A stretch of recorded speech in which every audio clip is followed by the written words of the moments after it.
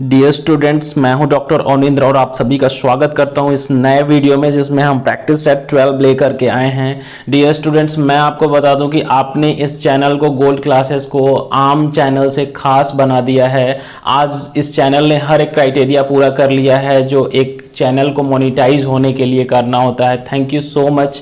मैं आप सभी को शुक्रिया बोलना चाहूँगा इस वीडियो की शुरुआत करने से पहले, क्योंकि आपने इसे बहुत ही चंद दिनों में खास बना दिया है। ऐसे ही अपना सपोर्ट बनाए रखिए। Thank you so much. चलिए शुरू करते हैं बिना ज़्यादा समय को वक्त को ज़ाया किए। देखते हैं क्या दिया गया है सेट के अंदर। ओके, चलिए जो पहला जो क्वेश्चन है, अगेन मैं आपको बता दूं, शी डाइड ऑफ, है ना, ग्रीफ। तो मैं आपको बता दूं कि जो डाइड वर्ड है ना, डाइड कभी ऑफ भी लेके आ सकता है, कभी बाय लेके आ सकता है, कभी फॉर लेके आ सकता है। लेकिन मैं आपको बता दूं, कभी भी आप ध्यान दीजिए कि ये मत सोचिए कि डाइड के साथ हमेशा ऑफ ही यूज होगा। यहां पे मैं आपको बता दूं कि डाइड के साथ ऑफ तब यूज होता है जब भी किसी व्यक्ति की मृत्यु बीमारी, भूख, प्यास, दुख, शर्म आदि के कारण होती है। जैसे कि she died of fever, he died of malaria, his wife is tired of work. तो कहीं ना कहीं से चीजों में थोड़ा सा ध्यान दिया करिए। कहां से, यहाँ पे डाई है तो यहाँ पे ऑफ लेके आएंगे। ओके, ठीक है। चलिए चीजों को समझा करिए। मैं पहले ही आपको बता देता हूं कि चीजों को समझेंगे तो ही आप क्वेश्चंस कर पाएंगे। क्वेश्चन 2 देखिए, देवर सीटिंग खाली स्थान है द गार्डन। अब यहाँ पे ना मेरे पास दो ऑप्शन है, राउंड और अराउंड। मतलब मैं आपको बता दूं, राउंड और अराउंड जो दोनों ही वर्ड है ना, दोनों ही सिमिलर सेंस में यूज होते हैं। अराउंड का प्रयोग बाहर के मतलब चारों ओर, यहां वहां, बहुत स्थानों में या किसी विभिन्न भाग में के अर्थ में होता है। लेकिन जो राउंड का प्रयोग होता है ना, वो चारों ओर के अर्थ में होता है। एक वृत्ताकार रास्ते, पथ में या वक्राकार पथ हो, जैसे सर्कुलर टाइप का कोई एरिया हो, उसको कवर करने के लिए हमें राउंड का प्रयोग करना होता है। तो यहां पर देखिए, वे लोग बैठे हुए थे ना, दे वर सीटिंग द गार्डन। अब आप ये बताइए, गार्डन के चारों तरफ तो फिर बहुत सारे लोग बैठेंगे, तब जाके तो राउंड यूज हो सकता है ना। यानी कि मैं आपको बता दूं कि यहाँ पे राउंड का मतलब कि किसी भी मतलब वृत्ताकार एरिया को कवर करते हुए अगर कोई यहाँ पे ऐसे ऐसे बैठा है ना, तो उसे राउंड का यूज करिएगा आप लोग। बाकी केसेस में आपको अराउंड का यूज करना है। तो क्या करेंगे, यहाँ पर दे वर सीटिंग, आपको क्या यूज करना है, around the garden. Okay, they were sitting around the garden. Round और अराउंड का मुझे लगता है कि क्लियर हो गया होगा कॉन्सेप्ट आपका। क्वेश्चन 3 देखते हैं, I can pay you the rent. मैं आपको किराया दे सकता हूं, है ना। यहां पर प्रोवाइडेड यूज करिएगा, provided you get the roof repaired. मतलब बशर्ते कि आप जो छत है ना उसकी मरम्मत करवा दीजिए। देखिए, गेट का प्रयोग तब करते हैं ना जब हम काम खुद ना करके किसी से करवाते हैं। जैसे कि आपको मैं रेंट दे सकता हूं अगर आप मतलब छत की रिपेयर करवा दो तो, है ना। जैसे I get my car repaired every month, मैं हर महीने में एक बार अपनी कार की मरम्मत कराता हूं। तो कहीं ना कहीं से गेट का मतलब कि किसी और से काम को कराना, है ना। तो ये कॉजेटिव वर्ब्स होते हैं, ठीक है। आगे देखते हैं क्वेश्चन 4 जो है, द स्टूडेंट स्टूड अप। जो स्टूडेंट है ना वो खड़े हुए, टीचर केम। मैं आपको बता दूं कि व्हेन और व्हाइल में दो ही बेसिक डिफरेंस होता है। व्हाइल का प्रयोग तब करते हैं सब दो action at the same time जारी होते हैं, चलते रहते हैं। लेकिन व्हेन का यूज तब करते हैं ना जब एक एक्शन कंप्लीट हो जाता है, एज अ रिजल्ट दूसरा वर्क होता है ना। ध्यान दीजिएगा, अगर हम कहें कि I am teaching while students are killing their time, they are not listening to me, तो अभी क्या है कि at the same time मैं आपको पढ़ा रहा हूं, आप मुझे नहीं सुन रहे हो, तो कहीं ना कहीं से while यूज मैंने किया ना।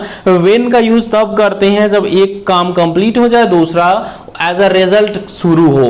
तो ध्यान दीजिएगा, द स्टूडेंट्स स्टूड अप, छात्र खड़े हो गए, है ना।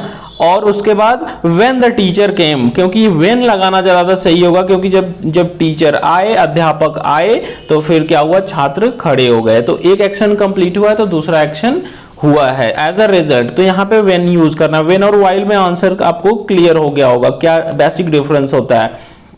पांचवा देखिए, you know a little about me, खाली स्थान है, यहाँ पे क्वेश्चन टैग लेके आना है। क्वेश्चन टैग मैं कई बार बताता हूं, ये प्रश्नवाचक वाक्यों में ही आ सकता है और ये मतलब प्रश्न पूछने के सेंस में यूज होता है, जिसमें हम कभी चीजों से पहले से ही सहमत हो, जैसे आप फल खाते हैं ना, आप बाजार जाते हैं ना, आप कम्युनिकेशन स्किल 2 पढ़ते हैं ना। तो कहीं ना कहीं से जब मुझे पता है कि आप पढ़ते हैं, इवन इफ अगर मैं आपसे पूछता हूं तो उसी को बोलते हैं क्वेश्चन टैग, है ना के सेंस में ये चीजें आती हैं। तो यहां पे देखते हैं कि एक ही बेसिक रूल है कि जो सेंटेंस है ना, सेंटेंस को शुरुआत में ये देखेंगे कि ये पॉजिटिव है तो ये निगेटिव होगा, अगर ये निगेटिव है तो अगला पॉजिटिव होगा, ये ध्यान दिया जाता है। और जिस टेंस में ये पहला वाक्य है ना, उसी टेंस का क्वेश्चन टैग हेल्पिंग वर्ब लेके आएगा। तो चेक करिए, जो पहला ये जो वाक्य दिख रहा है ना, you know a little about me, ये प्रेजेंट इंडेफिनिट टेंस में है, क्योंकि वर्ब में एस या एस या कुछ नहीं लगाते हैं, तो वर्ब की फर्स्ट मतलब फॉर्म लेकर के, रूट फॉर्म करके या एस या एस फॉर्म लेके प्रेजेंट इंडेफिनिट में ही आ सकता है। थोड़ा यहां ध्यान दीजिएगा, अ लिटिल वाक्य को पॉजिटिव निगेटिव बनाता है, तो अ जो है ना, अ लिटिल हमेशा वाक्य को पॉजिटिव बनाता है, लिटिल रहता तो निगेटिव माना जाता। अ लिटिल मतलब कि you know a little about me, आप मेरे बारे में थोड़ा बहुत जानते हो, मतलब नहीं के बराबर ही जानते हो लेकिन थोड़ा बहुत जानते हो। तो यहां पे क्या हो जाएगा, डोंट यू यूज होगा, क्योंकि प्रेजेंट इंडेफिनिट टेंस में है तो डोंट यू यूज करेंगे, क्योंकि ये पॉजिटिव तो अगला निगेटिव। ओके, चलिए देखते हैं क्वेश्चन 6 है ना। क्वेश्चन 6 बोल रहा है खाली स्थान does the college open reopen, मतलब यहां पर समय की बात की जा रही है ना, तो समय के लिए व्हेन यूज होगा, when does the college reopen, college कब खुलता है या कब खुला है ना, ये सारी चीजें। ओके, ध्यान दीजिएगा। चलिए क्वेश्चन 7 देखते हैं, either of those two girls, उन दो लड़कियों में से कोई एक, ईदर की बात की गई है, आइदर पढ़ते हैं, फ्रैंक, उसमें से कोई एक फ्रैंक है ना, जो स्पष्ट बोलता है फ्रैंक कहलाता है। तो कहीं ना कहीं से देखिए उन लड़कियों में से ना कोई एक फ्रैंक है। मैं आपको बता दूं, आइदर जहां कहीं भी आता है उसे सिंगुलर मान लीजिएगा विदाउट एनी फर्दर हेजिटेशन। तो आपको क्या करना है, either of those two boys. अब यहां पर देखिए सिंगुलर नंबर का वर्ब कौन सा दिख रहा है, वही आपको सुटेबल यहां रखना होगा, इज, है ना, सही है आपके लिए। एम तो आई के साथ लगाते हैं, आर नहीं लगा सकते, हैज भी नहीं लगा सकते, यानी कि either of those two girls is Frank. Okay, ध्यान दीजिएगा। चलिए देखते हैं question 8, a number of students खाली स्थान प्रेजेंट, अगेन यहाँ पे वर्ब की बी फॉर्म लेके आनी है, इज, एम, आर, वॉज, वर वाली फॉर्म है ना, उसी को बी फॉर्म कहते हैं। तो देखिए मैं आपको बता दूं फॉर योर काइंड इंफॉर्मेशन कि ये अ नंबर ऑफ जहां कहीं भी यूज होता है ना, तो पहली बात तो देखिएगा कि जो ये स्टूडेंट में देखिए एस लगा है, ये तो एस लग जाता है, नाउन में एस लगता है। और अ नंबर ऑफ जो होता है ना, इसे हमेशा हमें प्लूरल नंबर में कंसीडर करके वर्ब लाना है ना, प्लूरल नंबर में कंसीडर करके यहाँ वर्ब लेके आइएगा। तो यहां पर क्या करेंगे, a number of students were present. Okay, यहां पे वर ज्यादा सही होगा, a number of students were present. Okay, आप ध्यान दीजिए। Question 9, God save the king, एक चीज थोड़ा सा ध्यान दीजिएगा कि यहां पे देखिए अंत में ना फुल स्टॉप के जगह के पे यहां पे मार्क ऑफ एक्सक्लेमेशन लगा हुआ है, तो यानी कि यह वाक्य ऑप्टेटिव सेंटेंस हो सकता है ना, इच्छावाची वाक्य। इच्छावाची वाक्य में सब्जेक्ट अगर एक वचन में हो ना, सिंगुलर नंबर में हो, तो भी वर्ब में एस या एस आप नहीं लेके आ सकते हो, यानी कि कभी भी इसके साथ वर्ब जो है ना प्लूरल आता है। तो गॉड सेव द किंग, ध्यान दीजिएगा यहां पे गॉड सेव द किंग होना चाहिए, God save the king. Okay, आगे देखते हैं। फिर हमारा ये जो पैसेज है ना, पैसेज में क्या दिया गया है उसके बारे में थोड़ी चर्चा करेंगे, फिर क्वेश्चंस को सॉल्व करेंगे। दिया है कि यहां पर कि reading is one of the best habits that a person should have. Reading, पढ़ना एक बहुत ही अच्छी हैबिट है, आदत है जो एक व्यक्ति के अंदर होनी चाहिए।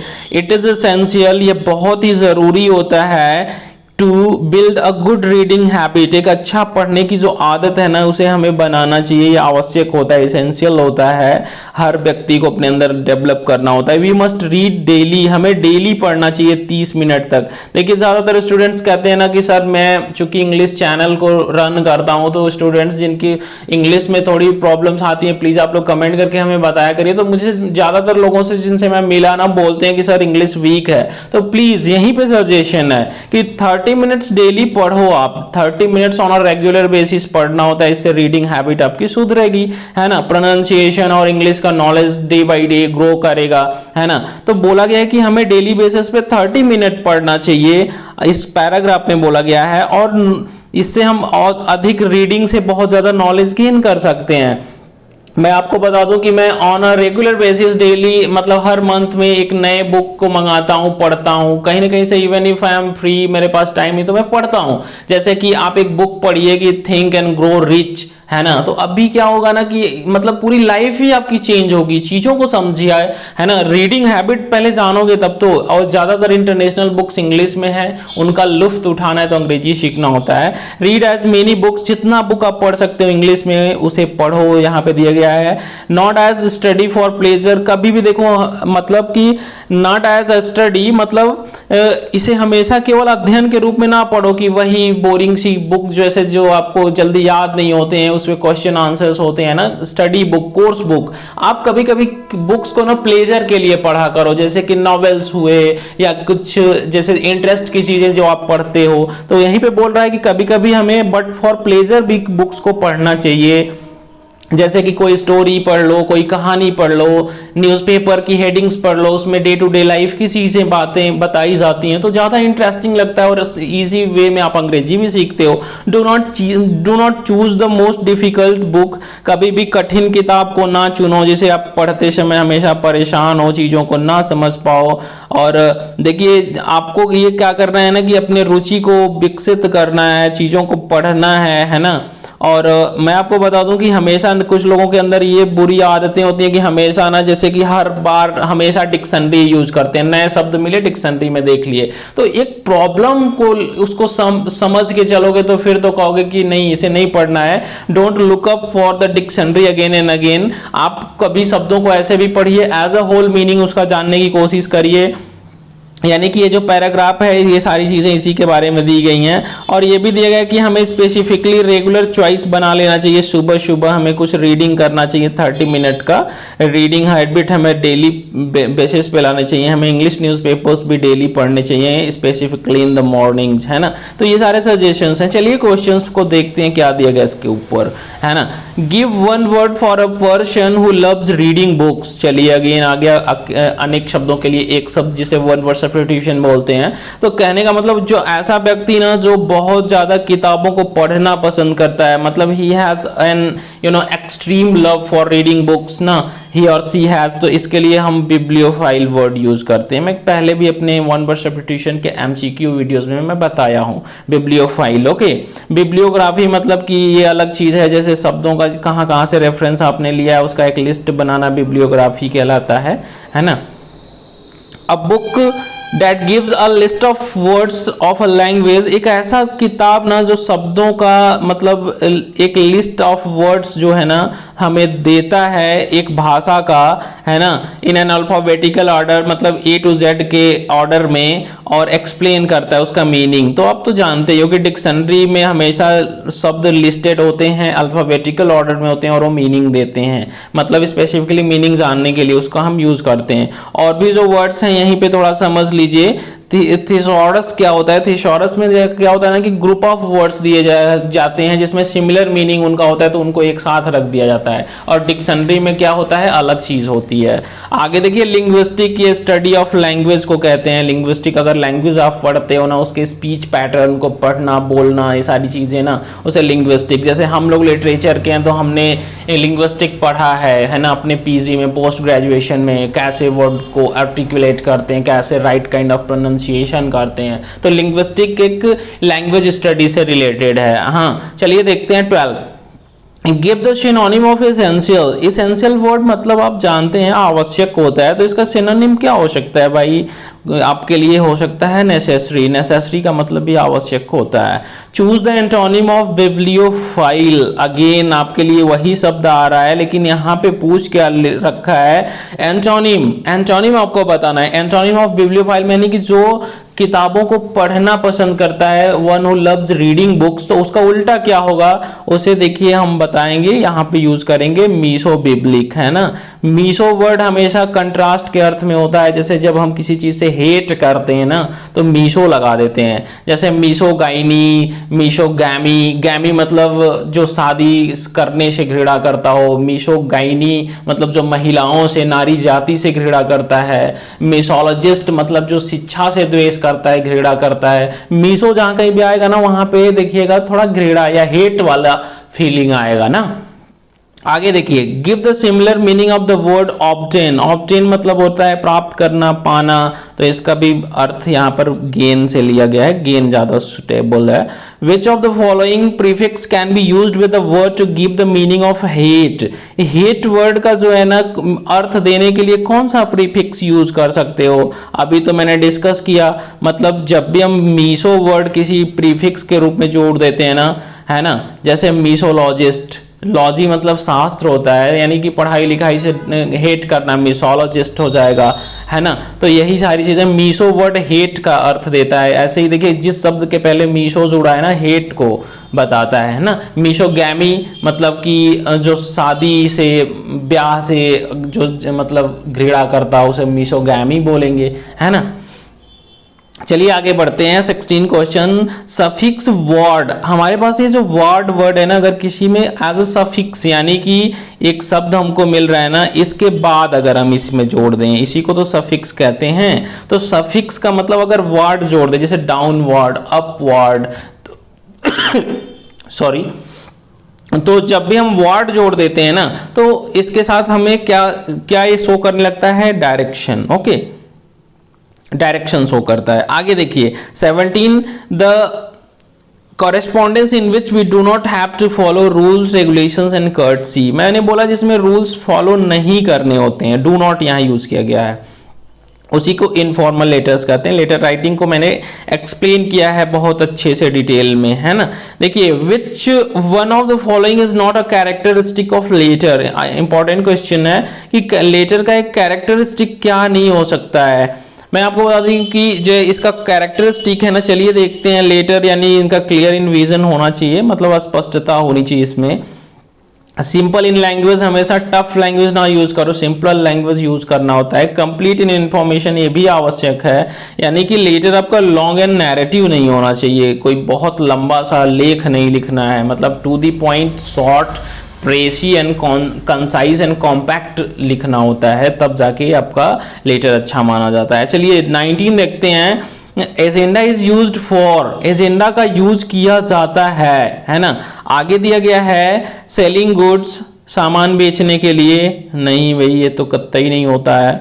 प्रेपरेशन फॉर मीटिंग, ये सही है। उसके बाद डिस्ट्रीब्यूटिंग ड्यूटीज, डिस्ट्रीब्यूटिंग ड्यूटीज के लिए ऑर्डर, ऑफिस ऑर्डर वगैरह यूज होता है, डिटेल में मैंने पढ़ाया है आपको, सेपरेट वीडियो बनाया ना, नवदय भी नहीं हो सकता ना। तो इसके लिए प्रेपरेशन फॉर मीटिंग के लिए एजेंडा यूज होता है, कई बार मैंने बताया है। 20 देखते हैं। अब बिजनेस मीटिंग मिनट्स, एक बिजनेस मीटिंग मिनट होता है इज, खाली आसान दिया है, इसके बाद a list of what will be done या डिस्कस्ड और एक्टेड अपॉन, मतलब क्या चीजें घटित होंगी, क्या किन चीजों पे बात किया जाना है, तो उसका एक लिस्ट तो एजेंडा कहलाता है, यानी कि ऑप्शन सही नहीं होगा।